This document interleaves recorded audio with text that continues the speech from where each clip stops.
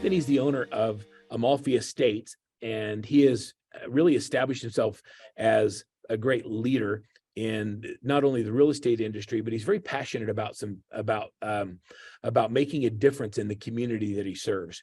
I watched a short video where he was on just the other day. Anthony, I appreciate you sending me that, but he was on who was my gosh, Dr. Phil, and talking about equity and inclusion and some of the things that are happening that are just out of balance in our world. And it was really cool to see your perspective and, you know, really bringing attention to some things that are that need to be brought to the attention of the marketplace. We may talk about that today. He founded in 1995 and headquartered in the Pacific Palisades, which is a beautiful place. He works this little small area of the Pacific Palisades where he has a huge market share. He has a great team there. In 2022, he was the Wall Street Journal ranked him as one of the top 10 teams in the nation. Out over 2 million agents and teams. So to be top 10 out of 2 million is a pretty exclusive group to be in. He's internationally recognized philanthropist and real estate expert. He's sold over 2 billion in properties. He's known for creativity and marketing and publicity. Some of the things, you know, last year, one of the things that he's well known for, and it caught the national news, was being involved in his recent sale of a 63.1 million record-breaking sale of the Hearst Estate, which was the most expensive home in the country to sell at auction. And so when you think about luxury real estate, what Anthony doesn't like to talk about, the things that I most admire in Anthony is, you know, how much he is focused on giving back and making a difference in the community. And he helps so many children get their wishes done. He's involved in the American Cancer Society. He's involved in pet charities. He's involved in eliminating homelessness and really focused on making a difference in the community. And everybody on his team is involved in that as well. And so I love the spirit that he brings to it.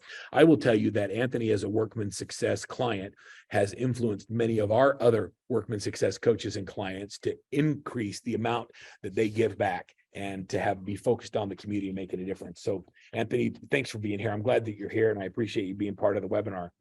We also have Michelle Denogean, and I'm looking there. Michelle is our Chief Marketing Officer at Side Inc. And for those of you who don't know who Side is a really cool, one of the fastest growing franchises in the country. And they're doing a phenomenal job at attracting and going after and helping people become leaders of their own businesses. And Side's got some great technology. When I first met Michelle's coming from outside of real estate into real estate and brings this tremendous amount of insight and experience as a chief marketing officer.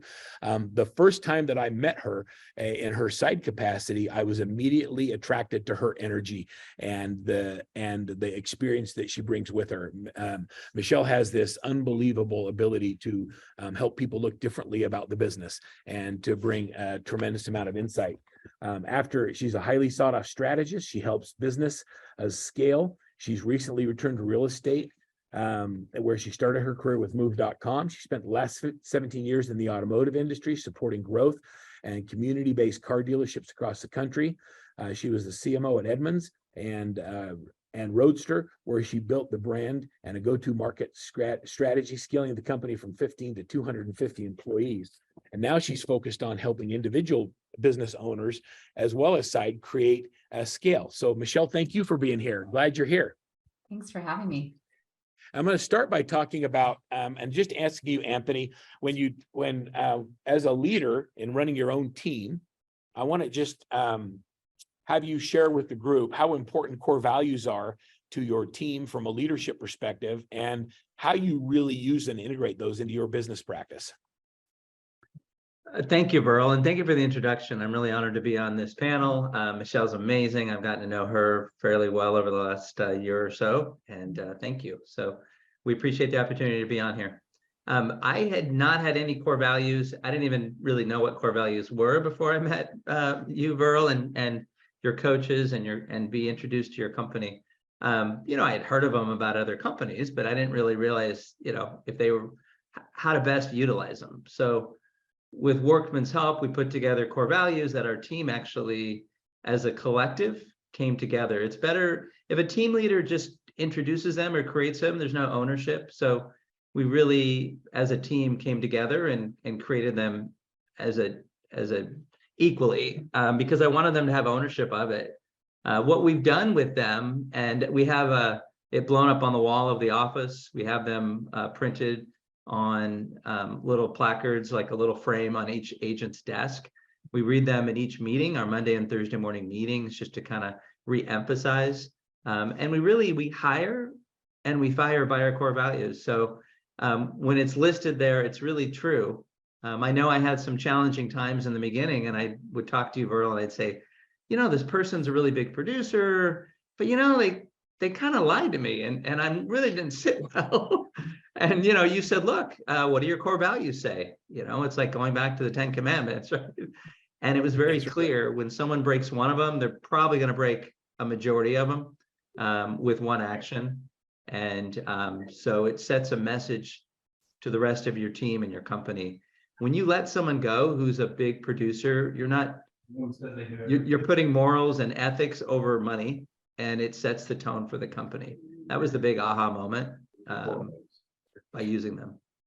Yeah, interestingly, I remember a specific instance, but has your team gone backwards because you got serious about core values, or did you grow as a result of that? So you lose a big producer because of a lack of doing something that was dishonest, and you cut them out because they were a high producer. Did you feel that did you feel the business decrease after that, or did you grow? Yeah, we grew. We definitely grew. I mean, when we started with you, we were doing 100 million a year. Last year we did close to 500 million. So we definitely grew. We put systems in place, and I think people want to align with someone who's gonna, your core values. You have to be consistent, right? So they're not just words. If the team leader is not going to own and live those ethics and those values, I mean, we always go with what's in the client's best interest. Every time. I mean, that literally is our mantra, and it answers a lot of our questions. Is this the right thing to do? Well, is it in the client's best interest? And that usually answers the question right there. It's interesting. It doesn't say do what's in the best client's interest as long as it doesn't hurt you financially. That's not what it says. Sometimes doing what's in the client's business is expensive. Yeah. If we make a mistake, we have to own it. Well, we forgot to include the washer and dryer, or we made a mistake somewhere, and we're like, well, we'll own it, and then just, it all comes out in the wash, right? It's all about karma, and the more you give, that's really about our mantra. Yeah, and kudos to you, Anthony, for recognizing that somebody was maybe poisonous, given that they didn't align with the culture, and doing something about that, because not everybody would. But to your point, it sends such a signal. Everybody has to align, because in addition to making sure that the company is operating correctly, it's also your employees are your brand, right? So the people on your team are who you are out to your customers. And if they're not aligning with your values, then it's not sending the right reputation either. So love that. What's surprising is when we let someone go that's in violation or breach of our core values, I'm surprised how many of our competitors hire that person with open arms. And right. It's just surprising to me. That's not really a factor in their decision making. Not all of them, but it's so.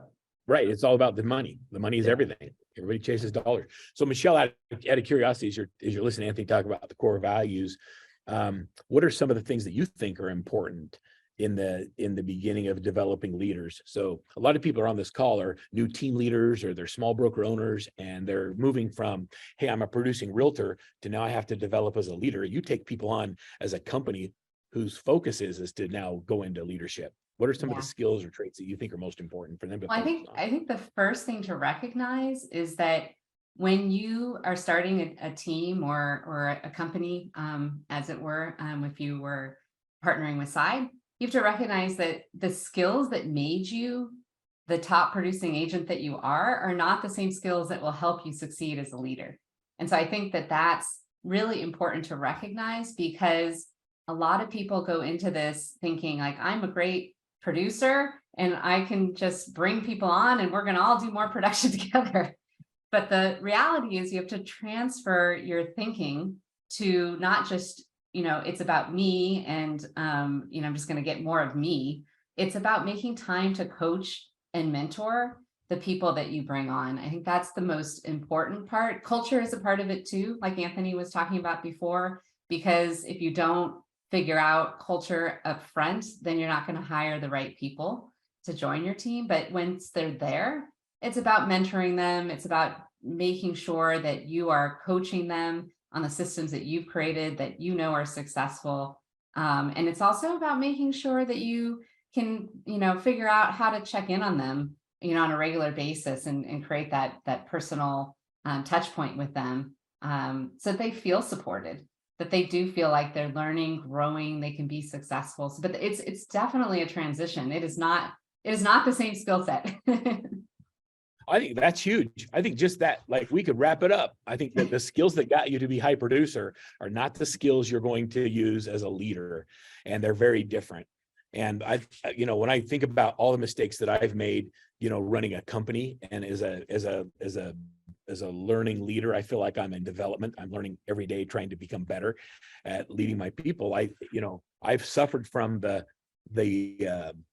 thought process of, I don't understand why they just don't get up and do it like me. I just get up and work every day hard, and I don't understand that. And comparing to me, I think was one of the biggest mistakes that I made as a leader, is trying to make people think or act or behave the way I do, instead of learning, hey, what are you good at? How do I help you become better based on who you are, instead of comparing them to me? And I think that's one of the big mistakes that leaders make, is trying to get other people to be like us, as opposed to really understanding how to help them be great based on who they are and their experiences. I'd say that's one of my failed, I had to fail at that a lot before I started realizing that, people don't want to be me. They want to be them. They want to be themselves. And my job is to help them be great at that. Yeah, Verl, it's so Anthony, funny you bring that up. Anthony and I were chatting last night about how sometimes you do have to fail to learn. And those are your biggest moments of growth. So that's a great point. One example, Anthony, Verl, at our Thursday morning meetings, we ask each sales partner, what did you learn this last week? And I started doing it where I actually admitted a mistake I made, because it's just about humility. And, every day we're learning, we're still opening to grow. And how can we be better as people? And so, I sometimes interrupt people. You know that, Verl. I'm like, don't let you finish and I'll interrupt you. So, it's a work in progress. But as long as I admit that I am working on things like that at the office meetings, I think it sets, lead by example, right? Well, if the team leader could admit that he's making mistakes, then it allows them the safety and the space to do the same. And that's really, the humility. We look for humility, we look for coachability, and we look for hunger. Those are the three main attributes we look when we hire potential sales partners to join our team. I think it also makes you more human, Anthony, when people know that you're not perfect.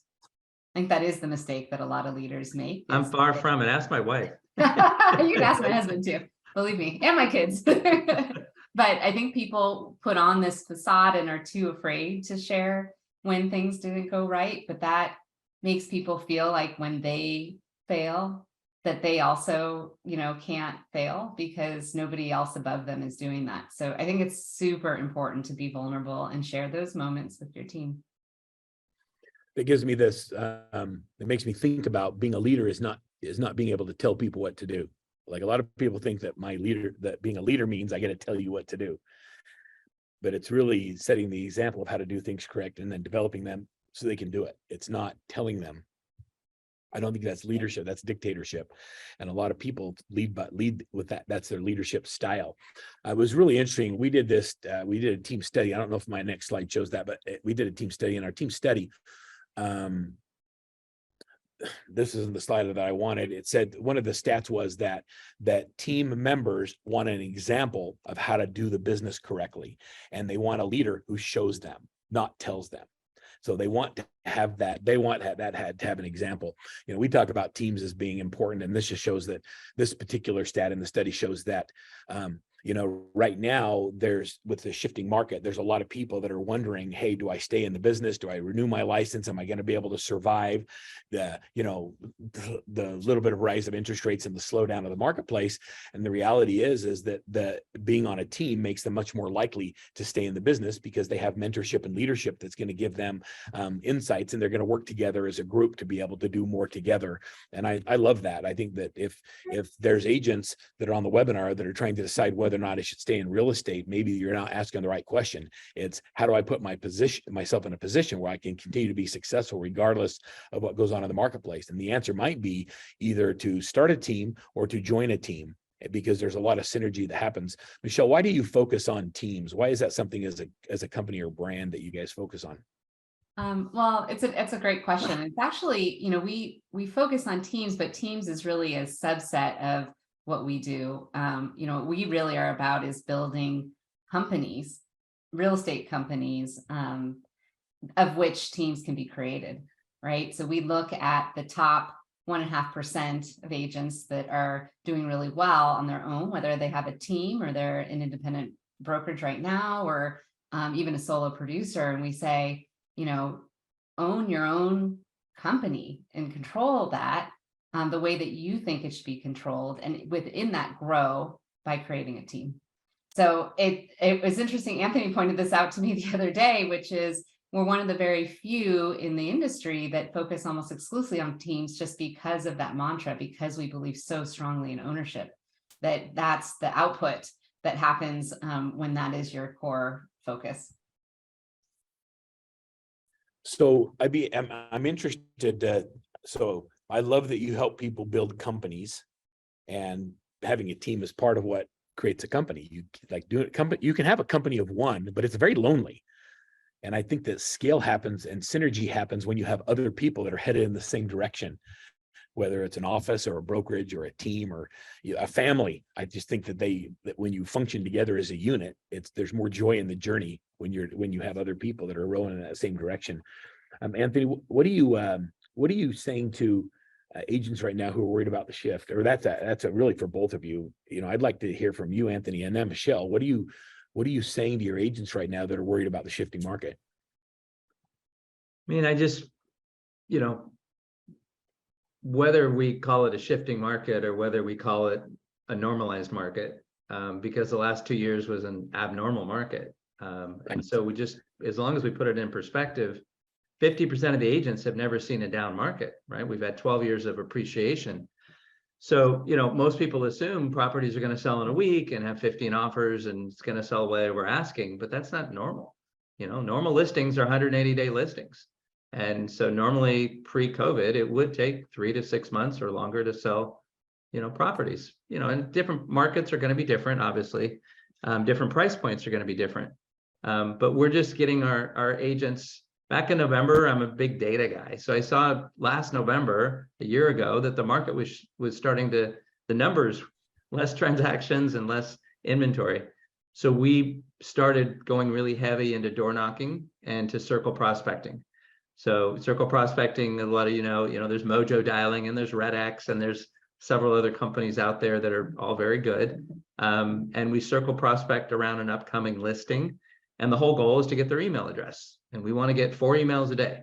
If you get 4 emails, new emails a day, you're going to get 1,000 emails a year. And in 5 years, you're going to get 5,000 new emails to your database. So the goal is 4 new emails a day. And the best way we found is door knocking and circle prospecting. And we have a great door knocking campaign. I'm happy to share with anyone listening on this call. I love to share information. So if it's helpful to people. It's interesting. So Anthony, what's your average sell price? And the reason I ask you that is because there's a limiting belief that you can't knock doors in houses that are nicer. Right. Well, there's a great story in the Palisades where we live. Ben Affleck's house was door knocked, not by my team, unfortunately, and they got the listing, and it was like a $20 million listing. So our average sales price is $2 million, and people are regular people, so there's no difference. They put their clothes on like everyone else, and they have the same concerns that everyone else has. So Michelle, what are you telling your leaders and your company owners about the shifting market? How are you positioning them to be able to take market share when other people are backing off and wait and seeing? Yeah, it's actually a great question. I think for leaders that are at the top of their game, now is actually a great time to not only retain the agents that you have, but also to grow your team as agents evaluate their options. Like Anthony said, the average tenure according to NAR is 8 years in the industry. So other than a very small blip at the beginning of the pandemic, most agents haven't experienced market conditions like this, right? So they're evaluating their options. They're asking themselves questions like, does my current team set me up for success? Do I have all the tools and guidance I need to thrive?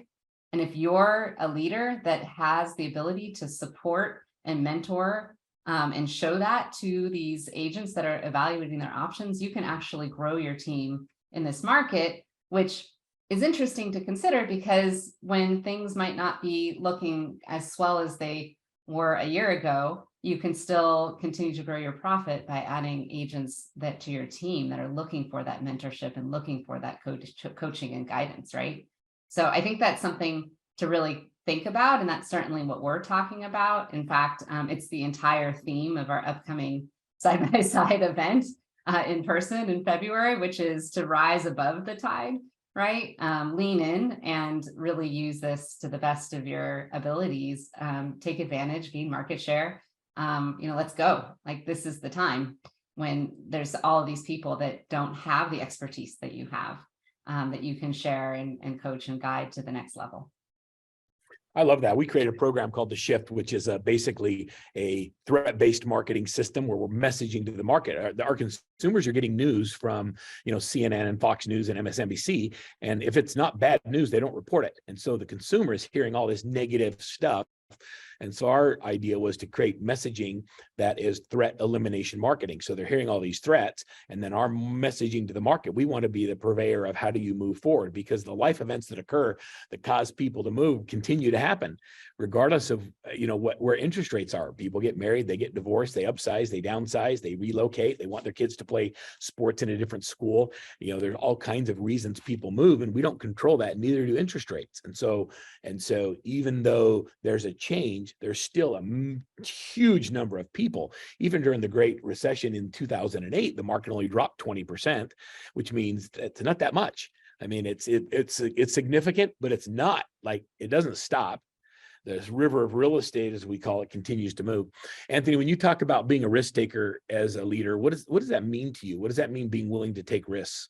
A couple of things came to mind.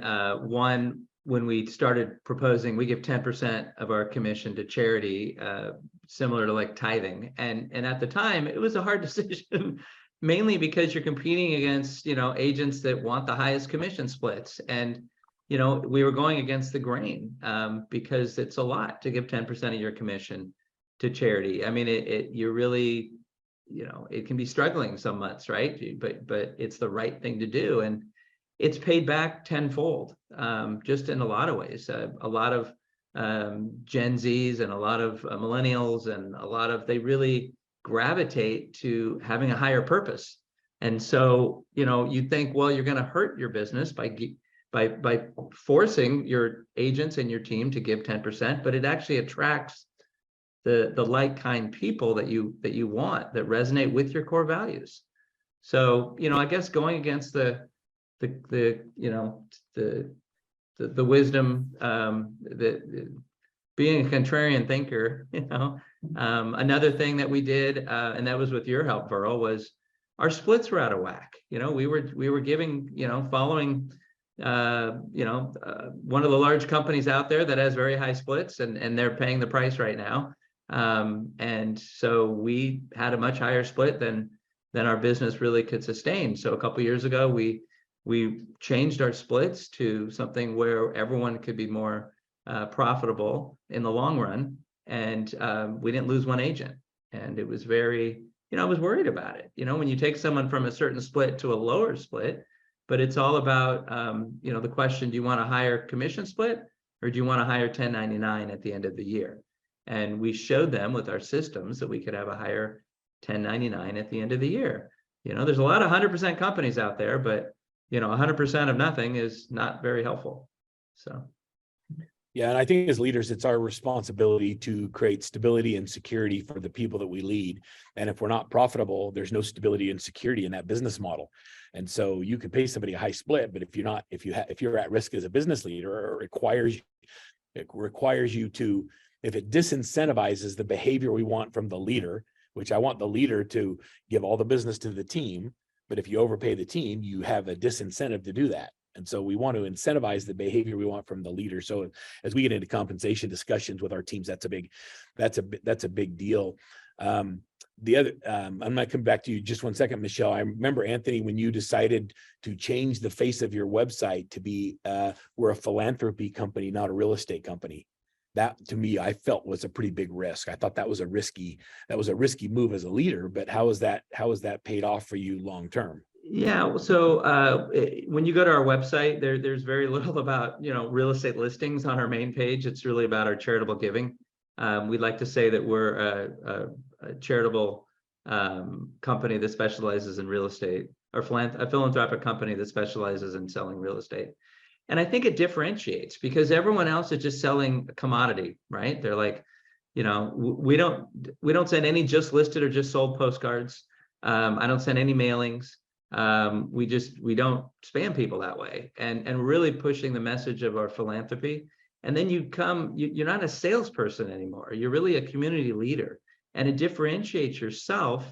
When there's less likely a seller is going to say, "Hey, reduce your commission," or if you're having trouble negotiating something, when they realize you're giving 10% back to a charity that they pick, they're actively involved in picking the charity. So I think it separates us from other majority of agents that are just salespeople, because of our give back to the community and how important that is. So Michelle, I think that's important too. I was just going to say, it's not even just for differentiating yourself to your clients, right? It's also differentiating yourself to your agents.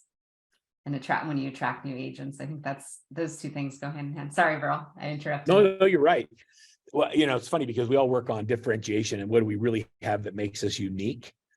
And the giving that Anthony talks about is not a marketing ploy. It's a DNA. It's like, I want to make a difference in the world, and real estate is a vehicle that allows me to do that, as opposed to I want to give so I can get more business.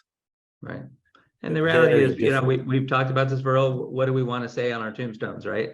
I'm number one agent. I'm number one, top 1%. We're too focused on our industry, on the ego, and we need to be more focused on the give back. You go to conferences, and the first question is, how many units did you sell, and what was your dollar volume, and look how great I am. First of all, we should be focused on the net return rather than the gross, but that's a whole nother conversation. And then secondly, we really should be focused on giving back. And we've all been so blessed in this industry to be in a profession that we can help people change their lives, and we can make money in the process, right? And we're given the opportunity to do so. Giving back, I'm excited every day for the opportunity that we have. And that's our legacy, that it's not how many homes we've sold. I mean, I get introduced all the time with, you've sold 2 billion, and you've done the Hearst estate, and you've done these things which are eye catchers in our community, but it's really the give back is what the meaningful message is. I love your net profit awards. I've actually pitched that to a few national brands and been shut down every time. No one's going to give net profit awards. They keep telling me nope. But I pitch it all the time because that really is the only measuring stick. Michelle, when you are taking a team and you're helping to become a company, is there risk involved with that? And what are some of the things you do to minimize some of that risk, or how do you help them transition from I'm a team to now I'm actually building a company and a boutique brand, and I'm going to attract people in my community that way? What are some of the things we do to help eliminate some of that risk? Yeah, I mean, I think honestly, it's about making sure that people are ready to make that transition, right? It's not for everybody, to be fair. If somebody comes and says, look, I've got an existing team, I want to create my own real estate company, but I'm producing 90 to 95% of what's coming in, we really have to ask them and work with them on, are you ready to mentor and coach and grow, a team and build a company and build a culture around that.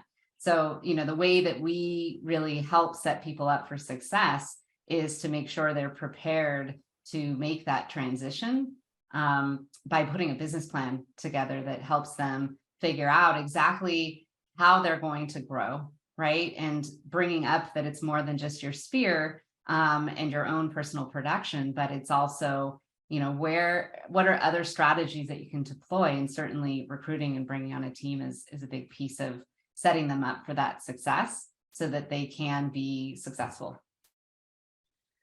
On that note, I mean, when I met you, Verl, I didn't have a team, and I remember talking to you, and you said, Anthony, the next stage of your career, you've been successful, you obviously know how to sell houses, is to mentor younger people and have them have financially rewarding lives. And for everyone that's done that, that's taken somebody who's a newer agent and see them reach their financial goals and their vision board goals and allow them to be successful and watch them pass that down to other people, there's nothing more rewarding than that.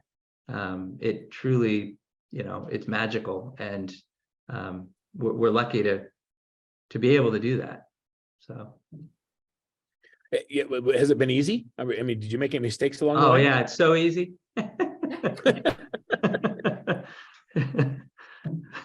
Yes, made a lot of mistakes along the way. Quite a few. I continue to make them. So, Anthony, in times of uncertainty and change, people look for leaders with strong leadership and confidence. How do you exhibit that? How do you show that, or who do you look for that gives you some of those things? Like I look at both those things. I mean, I'm constantly looking for people that are messaging differently to give confidence that I can pass on to my people. Mm-hmm. I think there's confidence, but not overconfidence. So confidence comes from just, I've been there, I've experienced that. So after 29 years, pretty much most of the things we're going to have experienced in some capacity, in real estate, right? Something that happened that maybe a newer agent wasn't familiar with, but we've look, we've been there. We understand when, it's the person who signed the title isn't the person who should have signed it. Or, there's a lien on title that no one knew about. So I think confidence comes from the experience. And I was talking to Michelle about this. We had a brief call last night, and one thing that COVID has taught us, pre-COVID, people would camp out at my office and 24/7 be a sponge and ask questions, and I would love to transfer that knowledge. They'd listen on my calls, they'd listen to how I deal with objection handling. And then during COVID, we didn't really come into the office, and we really missed that transfer of knowledge. And so I'm trying to create more ways, because Zoom calls are nice, but you don't see face-to-face to people, and maybe they're texting and they're, got distractions. And so we're making a very concerted effort to do more face-to-face so they can, the experienced people in whatever industry can pass down that knowledge. Because I really see in the next 5 to 10 years, there's going to be a huge gap on that knowledge passed down, because you can't transfer it as well via Zoom and emails and text. It has to be in person. And so what do you mean by that? Why do you believe there's a gap there? That's an interesting concept. I'm realizing it on my team. So I realize the questions that they ask, and I realize their knowledge that they have. Look, they're great people and they're doing very well, but there's still a gap in knowledge that's not being passed down the way it should be, because they're not spending as much time with me. And I take ownership. It's because I'm not spending as much time in the office. So I need to be more committed. I've got so comfortable working at different locations and at your home office, and where you get comfortable. And I think as a leader, we need to show up, and we need to be face to face, and we need to pass on things that don't always get passed on unless you're face to face.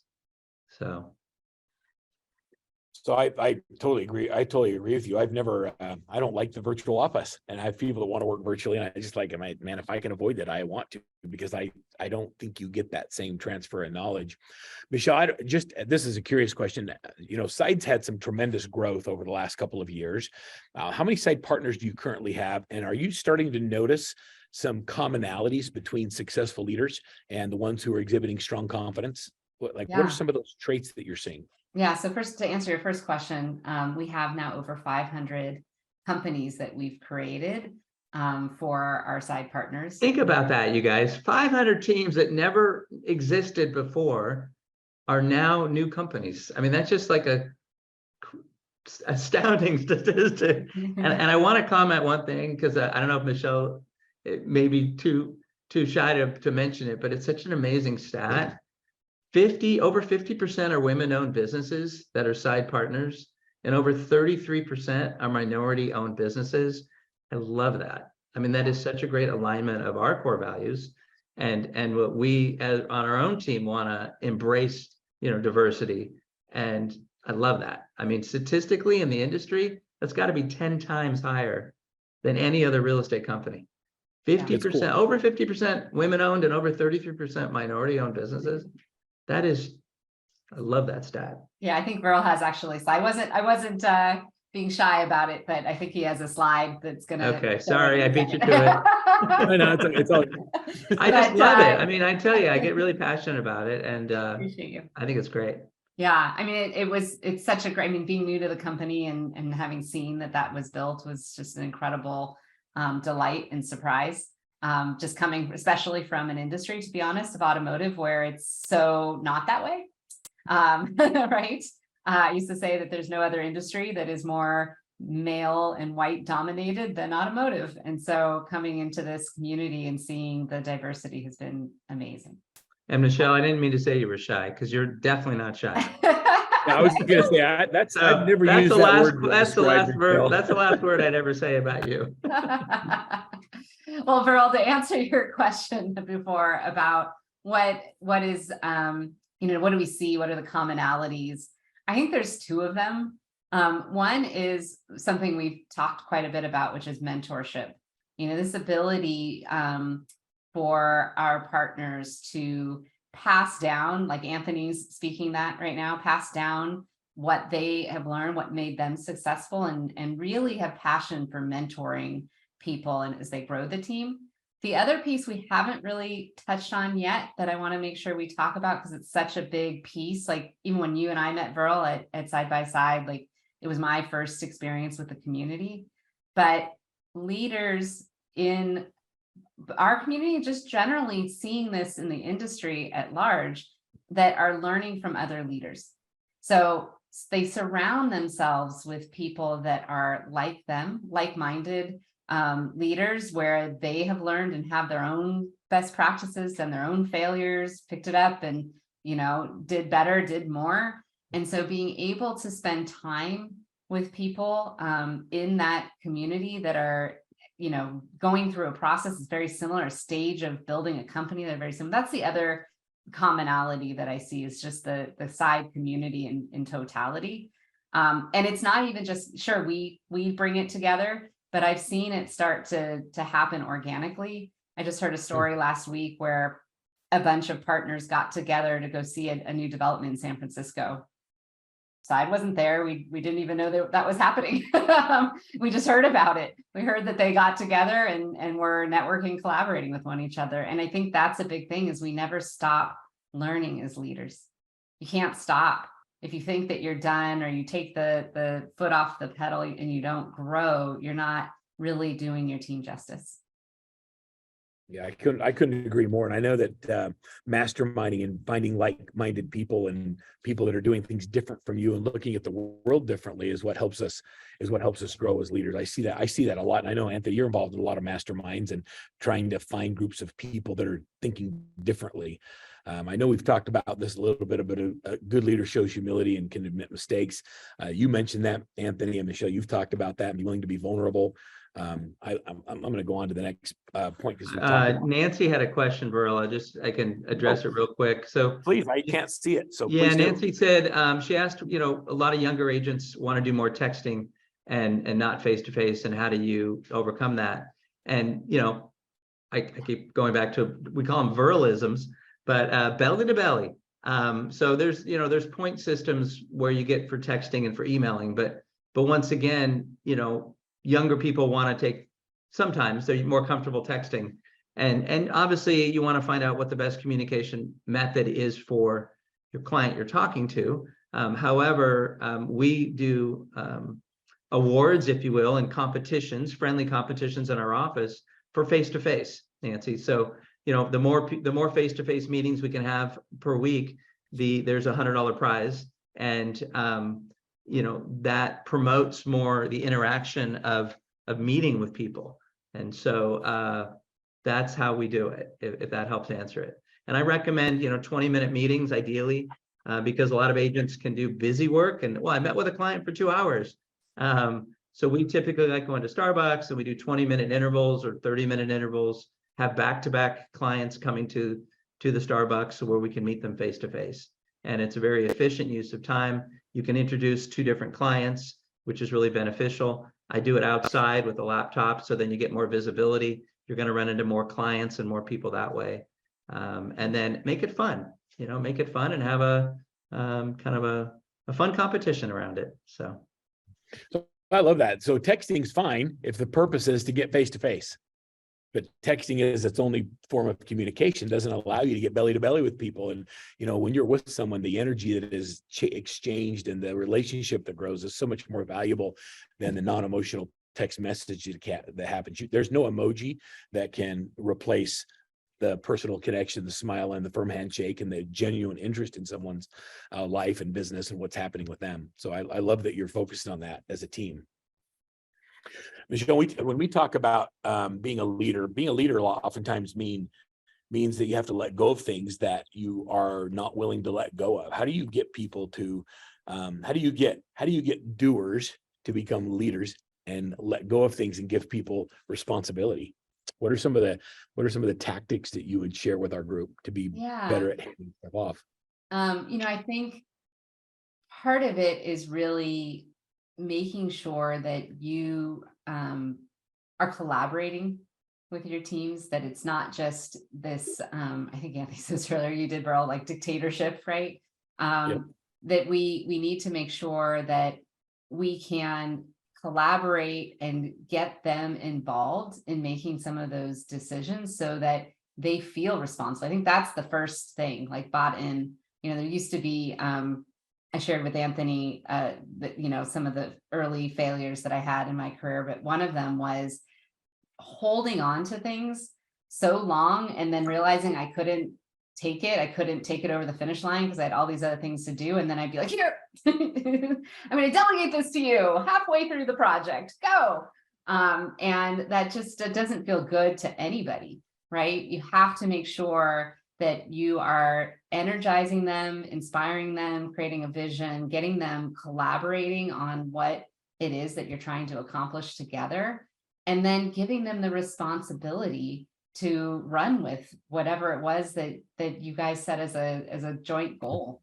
That delegation is such a huge thing, to not try to take it partway there. I could imagine, and Anthony can probably speak to this, that there are some times where we have a listing and we take it, you know, ourselves a little too far, and then we realize, oh, we need to bring somebody into the open house, or we need to bring somebody in to do this other task. And that's, I think, when you lose people, is they're just not motivated to own it. You know, it's all about ownership. That's actually one of Side's core values, is to provide ownership, not just to our partners, but also internally. We want everybody to own their own capabilities. It's one of our values for our employee base. So I think it's really about, how do you make sure that you're showing people why that's so important at the end of the day.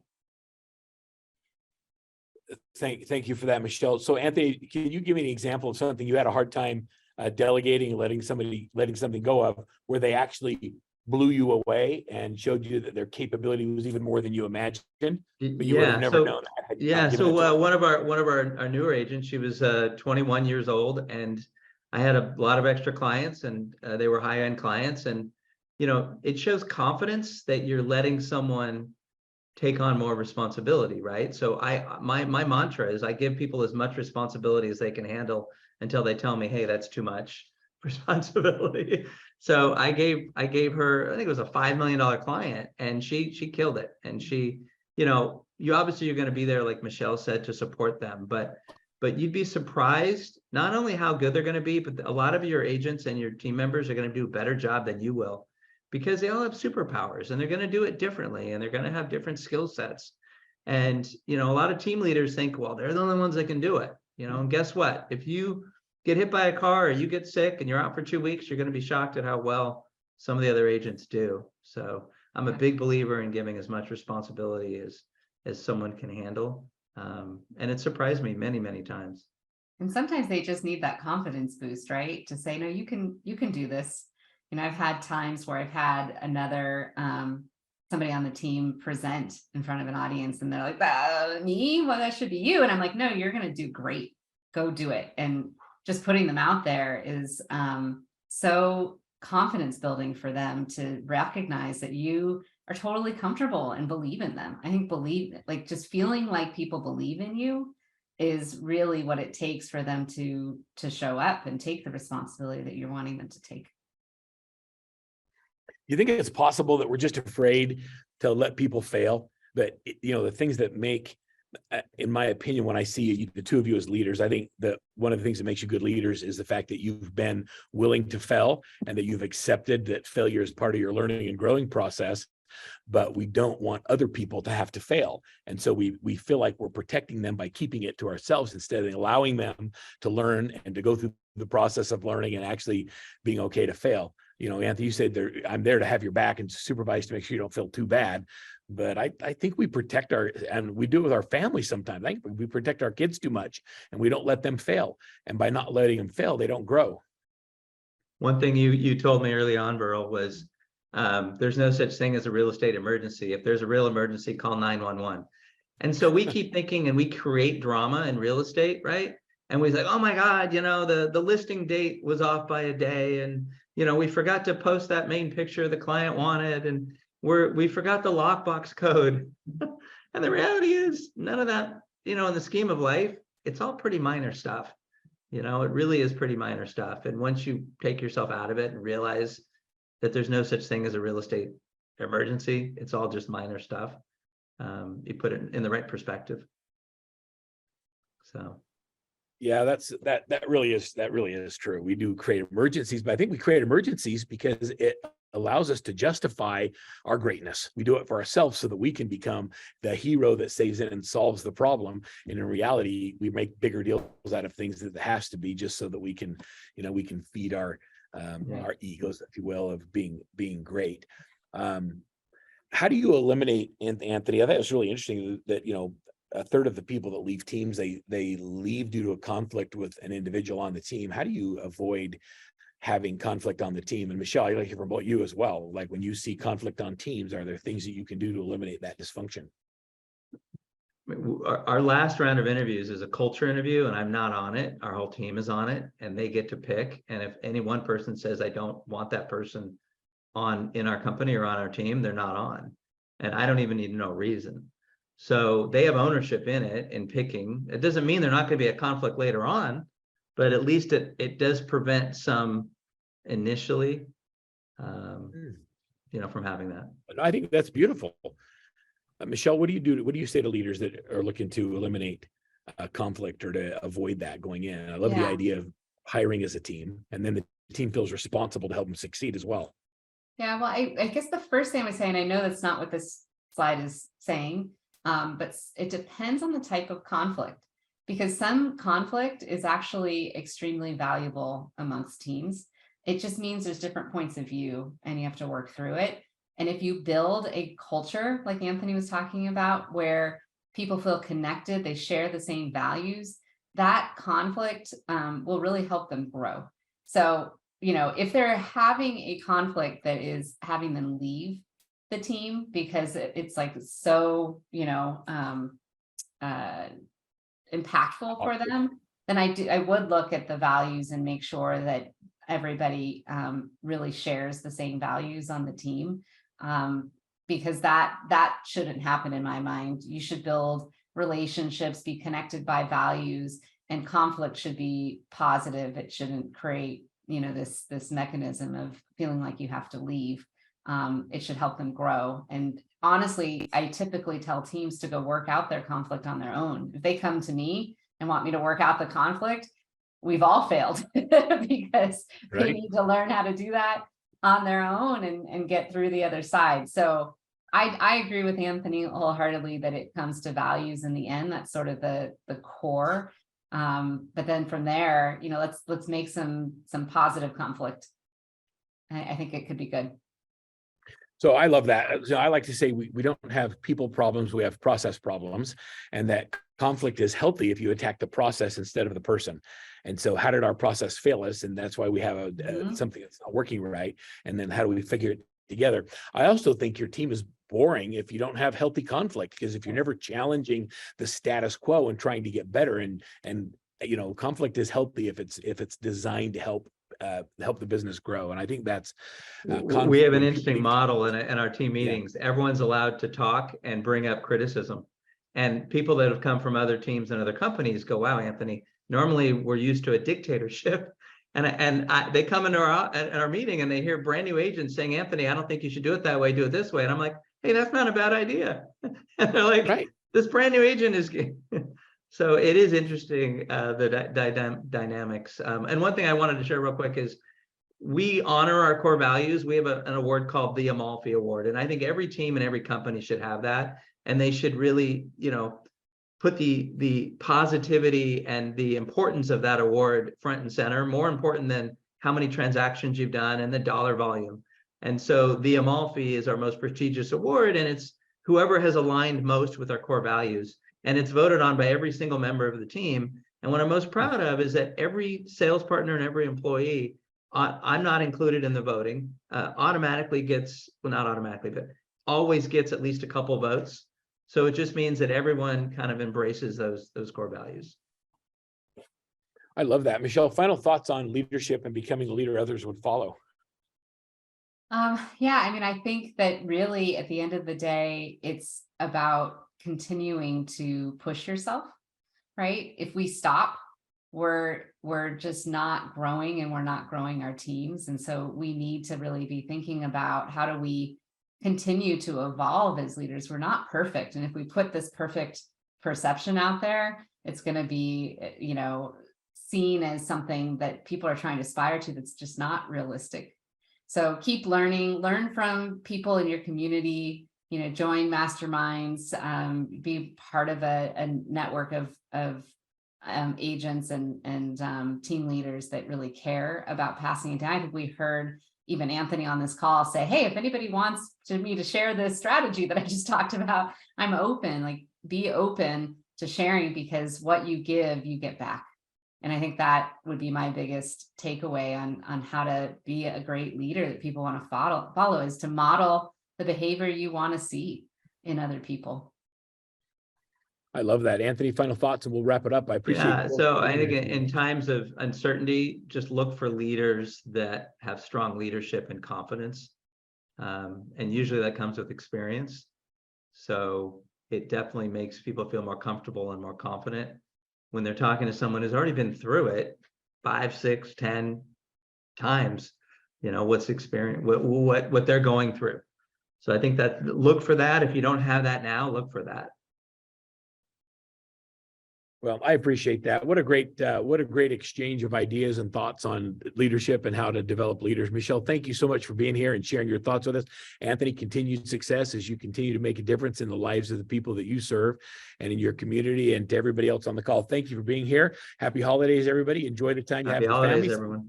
Yes, thank you. Look forward to seeing you all soon. Bye, everybody. Bye, everybody.